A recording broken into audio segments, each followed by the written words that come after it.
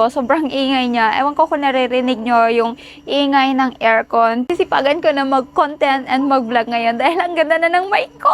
Guys, finally, I got my DJI. Hello, grabe. Alam mo, pinag-isipan ko to ng sobra. Ang tagal kong nag-antay na makuha yung DJI Mini 2 kasi eto talaga nawala. Naubusan sila. Ang tagal lumabas. I want to try this one. Oh my God! First time ko magkaroon ng mahal-mahal na microphone. Natin siya. Eto, kanyang receiver. Ayan, natin siya dito. Hindi ko alam kung paano siya gawin pero kailangan bang i-on. Siyang pag-adjustan dito. Ewan ko kung gumagana na siya. Ewan ko kung naririnig nyo na ako. Pero, i-check ko lang. So, just like this. I don't know how. Paano ba? Gumagana na ba siya? Feeling ko na siya nga ako. Hindi ko inon yung kanyang receiver. Kailangan ba to i-on? Oh! Ano ba? Paano ba? Kailangan ba i-on to? Naka-on na ba? Ewan ko kung nag-connect na yung aking mic. Ayan ha. Tingnan natin kung nag-connect na ba siya. 0, plus 6, plus 12.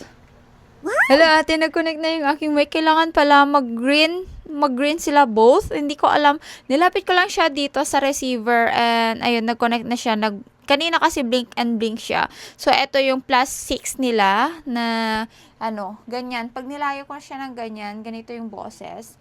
And pag plus 12 ko siya, ganito naman yung boses. So, kahit daw malayo ako, yung isang mic kasi nagamit ko, pag nilayo dito, iba na yung boses. Pero pag nilagay dito, maganda. Pero etong DJI kasi, meron siyang volume kung kahit na malayo yung mouth natin dito sa mic is maganda pa rin yung kanyang pag-receive ng voice natin. The first time ko kasi magkaroon ng ganitong mic, this is the DJI Mini 2. So, sabi ko kung bibili lang din naman ako ng mic, ang tagal ko siyang inantay, halos ilang linggo din na magkaroon ng ganito receiver nila kasi yung dati parang phones lang, para sa phones lang. Pero eto ngayon yung package na mismo yung binili ko. Tapos meron pa siyang kasama na mga accessories. Eto na itutugma kung ano yung color ng damit natin. Tapos magnetic po siya. So ganyan lang. Kung gusto niyo palitan, and this one is magnetic rin. Pwede niyo siyang iipit or at the same time magnet lang. Ito yung positive 12 natin. Ganito naman yung voice sa positive 6.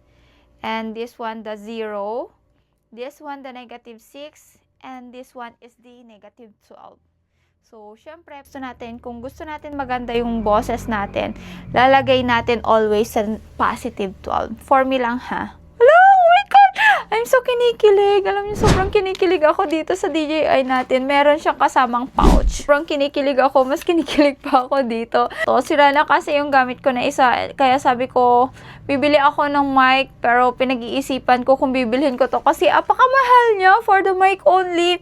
Pero, syempre, bibili na nga lang din tayo. And invest. Sana. Ayan, invest para mag-accumulate or mag-generate pa ng madaming sales. Oy!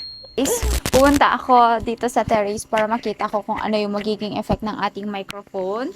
And I'm using this DJI Mic Mini 2. And gusto ko lang lumayo kasi hindi ako makalayo, syempre, dun sa kwarto, diba? So, dito sa terrace. And gamit ko etong DJI natin with the positive 12 na volume niya. Ewan ko kung naririnig nyo ako ngayon.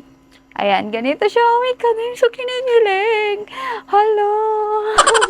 And ma'am and sir, kung makikita nyo, meron akong aircon dito sa likod ko. Sobrang ingay niya. Ewan ko kung naririnig nyo yung ingay ng aircon. Pero, I'm so thankful and grateful with this one. Sisipagan ko na mag-content and mag-vlog ngayon dahil ang ganda na ng mic ko. Oh my God!